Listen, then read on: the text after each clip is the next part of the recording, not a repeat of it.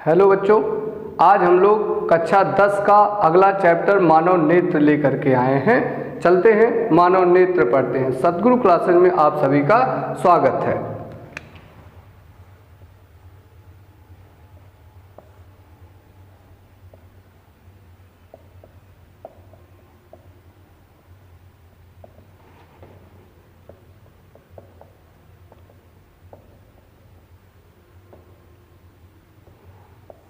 Chapter है मानव नेत्र तथा रंग बिरंगा संसार। इसमें कुछ मानव नेत्र से संबंधित छोटी छोटी परिभाषाएं हैं, उनको हम लोग सबसे पहले देखते हैं। जैसे हमको पढ़ना है कार्निया, कार्निया हमको पढ़ने हैं परितारिका, परितारिका या आइरिस, आइरिस हमको पढ़ने हैं रेटिना। ये सभी चीजें हमको पढ़नी। कार्निया क्या होता है? मानव नेत्र के सबसे अग्रभाग जिससे प्रकाश नेत्र में पहुंचता है, प्रवेश करता है, कार्निया कहलाता है। कार्निया को स्वच्छ मंडल भी कहते हैं। मानव नेत्र का सबसे अग्रभाग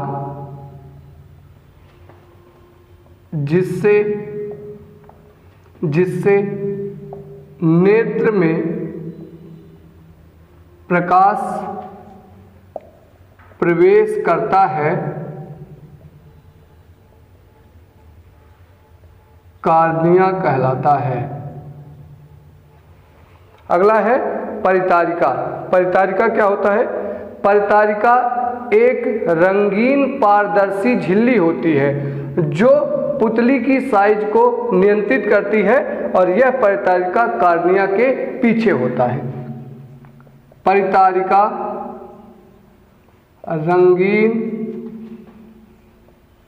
पारदर्शी झिल्ली होता है जो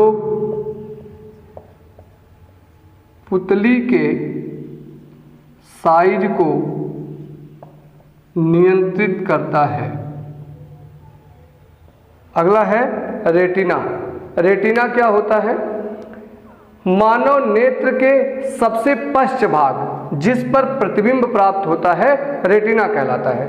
जैसे प्रोजेक्टर होता है तो प्रोजेक्टर में जहां पर्दा है जिस पर प्रतिबिंब प्राप्त होता है, वही रेटिना का काम करता है। मानव नेत्र का पश्च भाग जिस पर प्रतिबिंब बनता है, रेटिना कहलाता है। रेटिना कहलाता है। आगे बढ़ते हैं, स्क्रीनशॉट ले लें।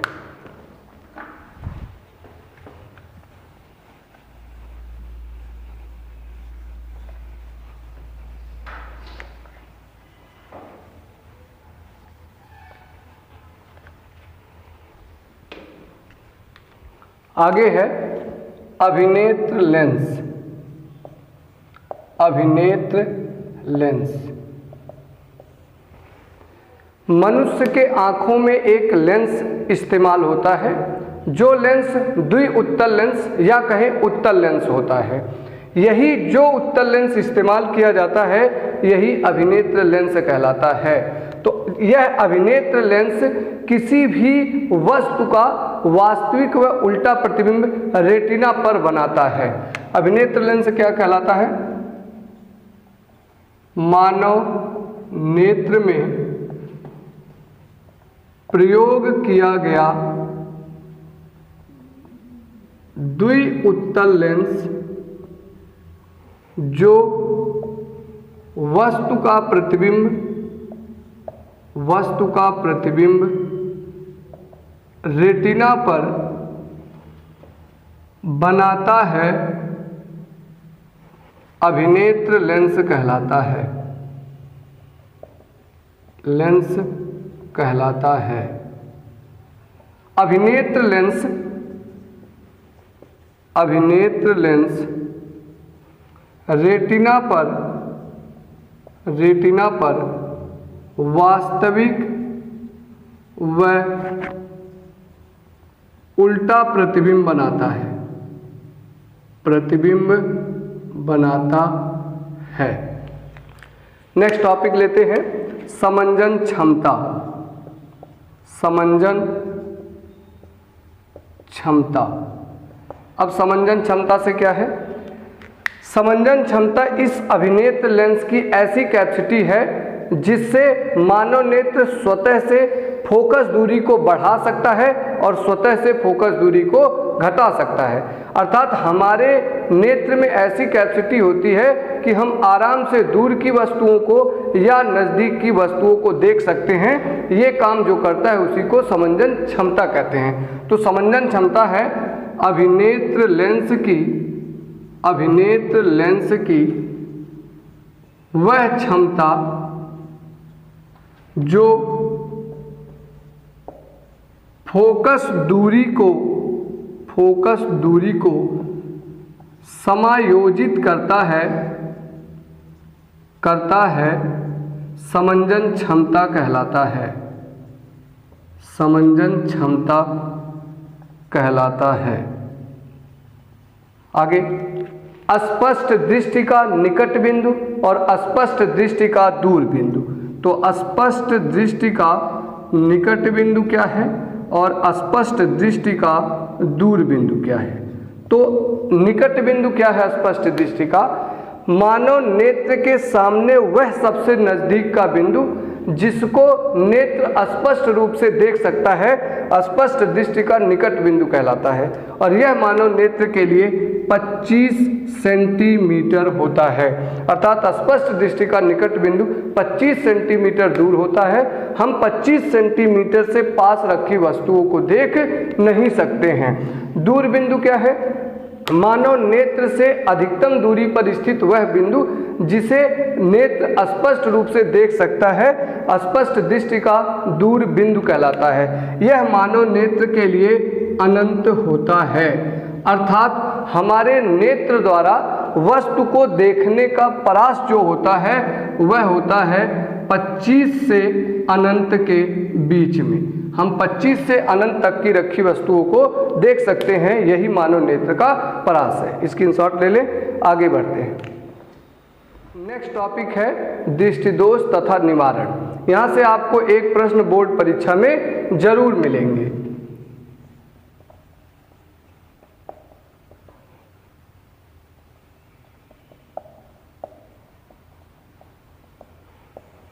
पहला हम लोग पढ़ेंगे निकट दृष्टि दोष। निकट दृष्टि दोष क्या है?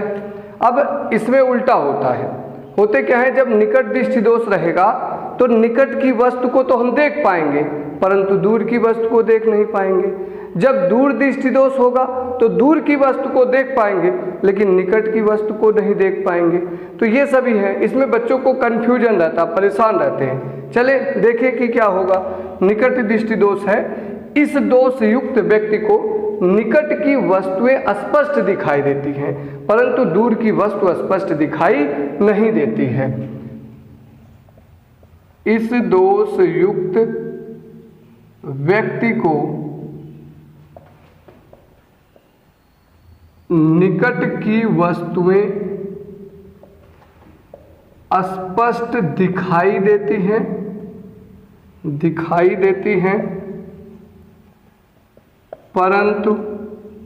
परंतु दूर की वस्तु स्पष्ट नहीं दिखाई देती है। दिखाई देती है। ये हो गए। होता क्या है, ये मानव नेत्र है,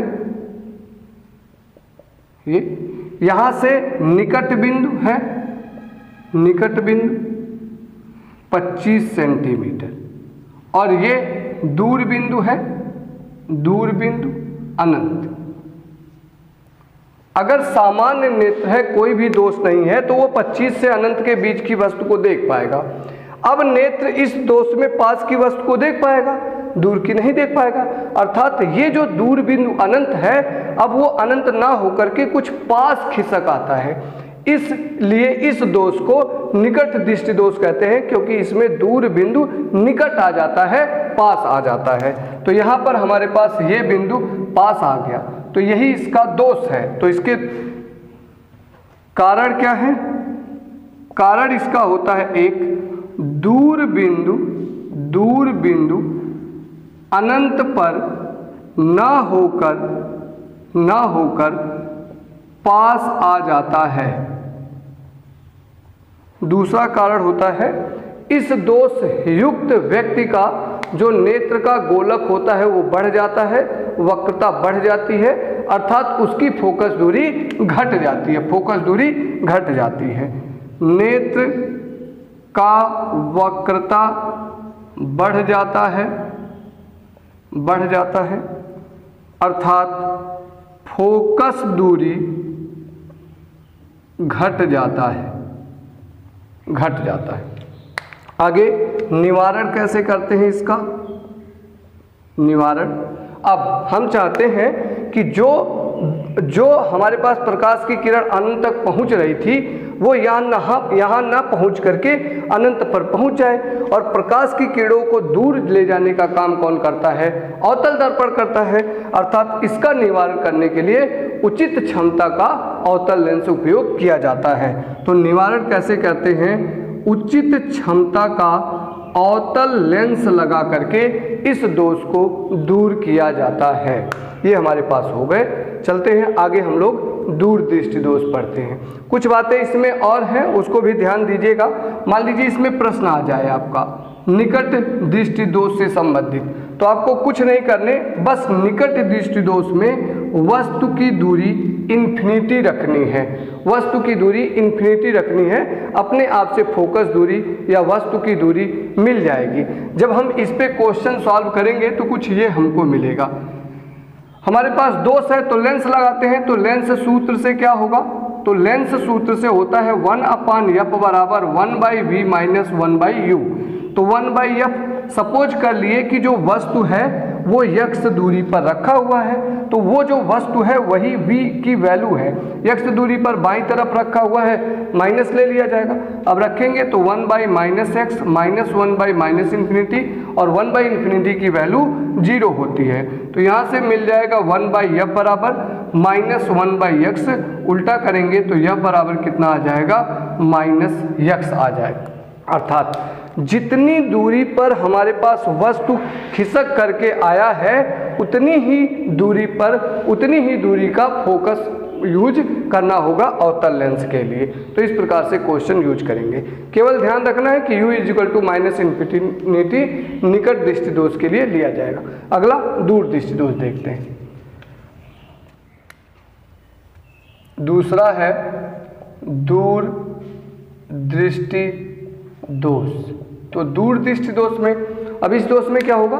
दूर की वस्तु स्पष्ट दिखाई देगी परंतु नजदीक की वस्तु स्पष्ट दिखाई नहीं देगी। इस दोष युक्त व्यक्ति को दूर की वस्तुएं स्पष्ट दिखाई देती हैं परंतु नजदीक की वस्तुएं स्पष्ट दिखाई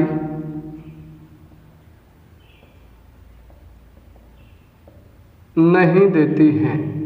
होता क्या है इसमें? ये नेत्र है, ये इसका निकट बिंदु हो गया, कितनी दूरी पर? 25 सेंटीमीटर। ये दूर बिंदु हो गया, कितनी दूरी पर? अनंत पर। अब होगा क्या? दूर की वस्तु दिखाई दे, अर्थात ये बिंदु में परिवर्तन नहीं हुआ, नज़दीक की नहीं दिखाई दे रही है, अर्थात नज़दीक वाला बिंदु जो 25 सेंटीमीटर था वो 25 सेंटीमीटर ना होकर के कुछ दूर चला गया है। अब ये वस्तु की स्थिति हो गई है, इस वजह से अब हमें यहाँ की वस्तुएं दिखाई नहीं दे रही हैं। तो कारण इसका क्या है?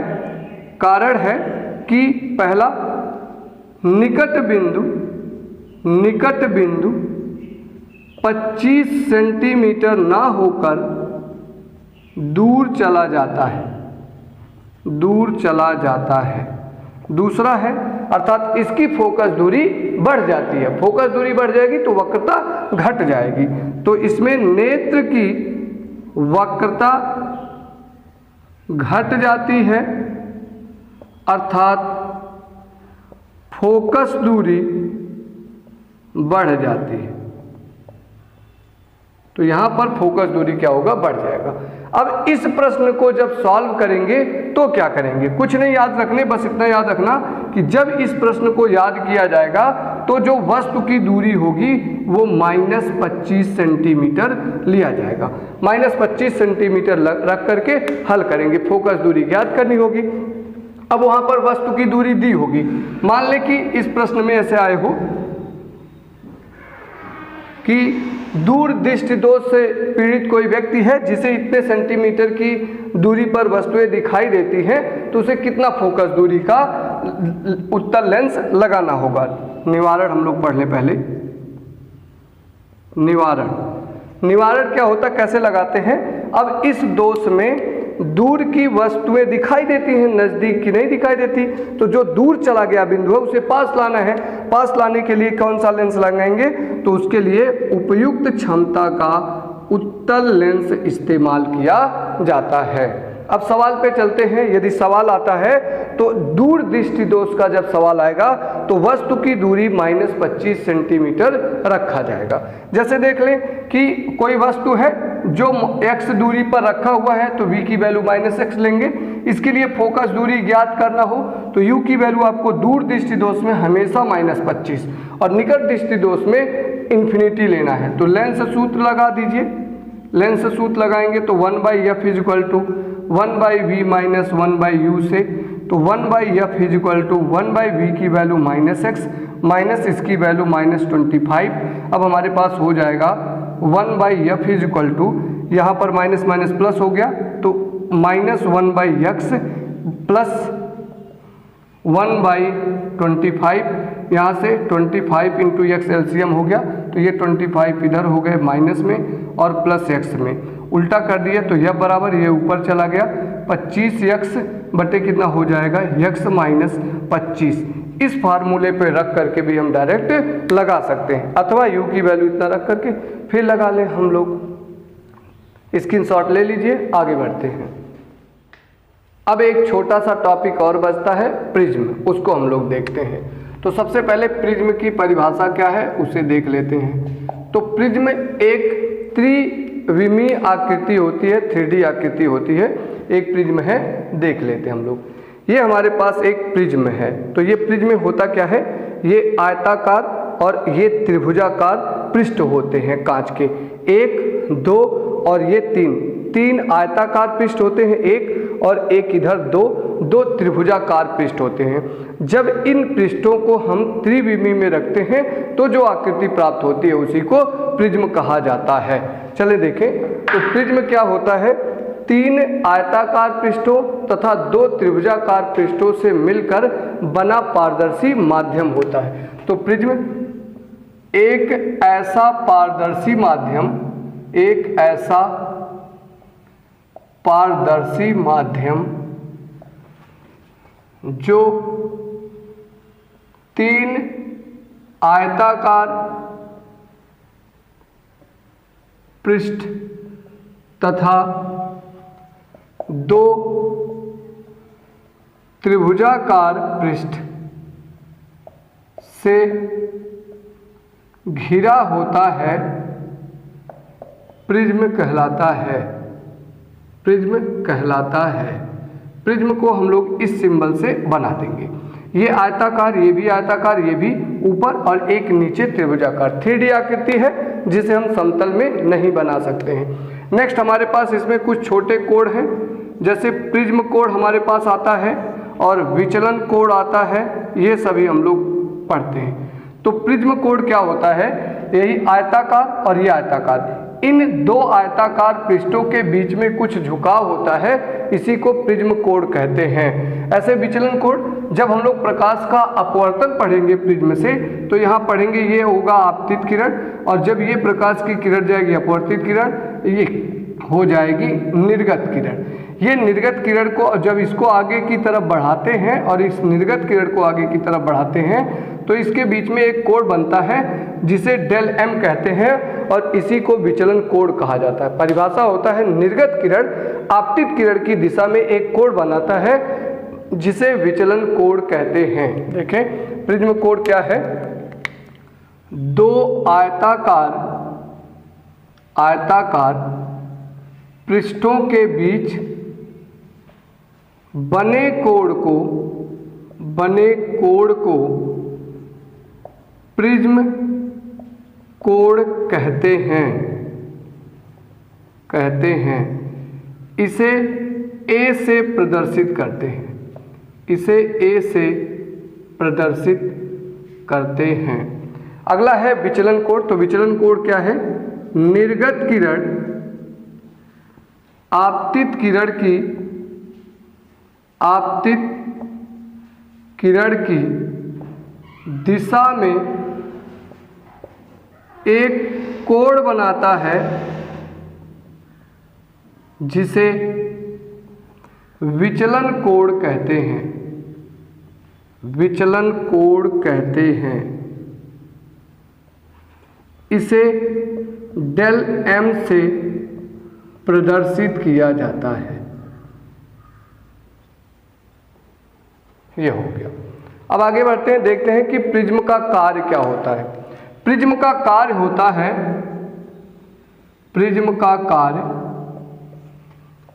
यह श्वेत प्रकाश को ग्रहण करता है और उसे रंगीन प्रकाश में कन्वर्ट करता है, तथा रंगीन प्रकाश को ग्रहण करता है और उसे श्वेत प्रकाश में कन्वर्ट करता है।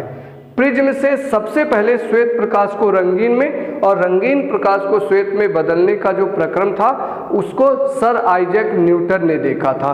तो यह प्रिज्म जितना बेस्ड है वो न्यूटन की थ्योरी पर आधारित है। देखिए होता क्या है, जब प्रिज्म से श्वेत प्रकाश की किरण पड़ती है तो इसके अपवर्तन के पश्चात एक रंगीन प्रकाश की पट्टी प्राप्त होती है। यह जो रंगीन प्रकाश की पट्टी प्राप्त होती है, इस रंगीन प्रकाश की पट्टी को स्पेक्ट्रम कहते हैं। इस रंगीन प्रकाश की पट्टी को स्पेक्ट्रम कहते हैं। इस रंगीन प्रकाश की पट्टी में कितने रंग हैं, उन रंगों को अगर हम विभाजित कर दें तो उसको हम लोग वर्ण विक्षेपण कहते हैं। तो प्रिज्म से श्वेत प्रकाश के अपवर्तन से एक रंगीन प्रकाश की पट्टी प्राप्त होती है जिसे स्पेक्ट्रम कहते हैं। इस रंगीन प्रकाश की पट्टी में उपस्थित अवयवी रंगों को विभाजित करना वर्ण विक्षेपण कहलाता है। चले देखते हैं कि इसमें कौन कौन से कलर होते हैं। इस प्रिज्म से श्वेत प्रकाश से रंगीन प्रकाश जो प्राप्त होता है, इसमें 7 कलर दिखाई देते हैं। और भी बहुत से कलर उपस्थित हो सकते हैं परंतु वो इनविजिबल होते हैं, दिखाई नहीं देते। जो दृश्य प्रकाश है वो 7 होता है जिसे हम लोग विबग्योर शब्द से ध्यान रखते हैं।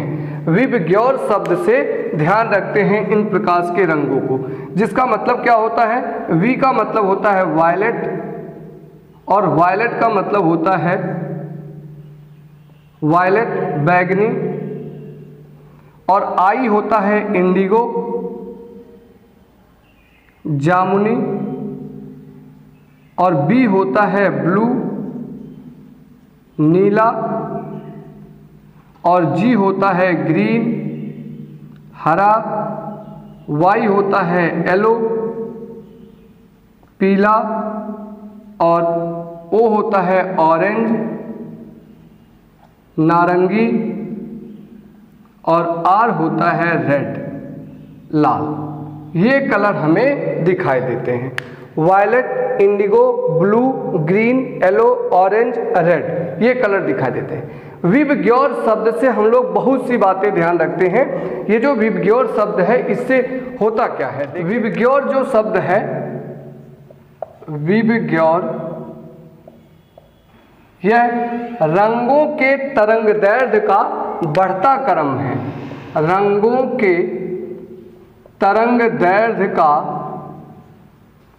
बढ़ता क्रम है, अर्थात सबसे अधिक तरंगदैर्ध्य लाल प्रकाश की होती है।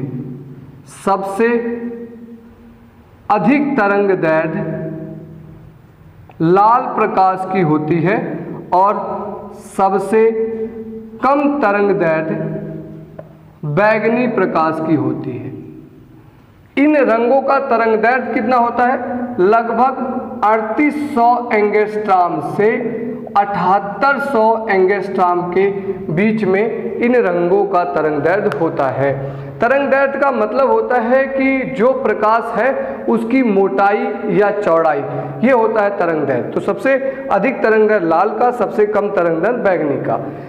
तरंगदैर्ध्य और प्रकीर्णन एक दूसरे के व्युत्क्रमानुपाती होते हैं, अर्थात सबसे अधिक तरंगदैर्ध्य लाल का है, यानी कि लाल रंग का प्रकीर्णन फैलाव सबसे कम होता है, और सबसे कम तरंगदैर्ध्य बैंगनी का है, अर्थात इसका फैलाव सबसे ज़्यादा होता है। तो सबसे ज़्यादा बैंगनी प्रकाश फैलता है और सबसे कम लाल प्रकाश फैलता है।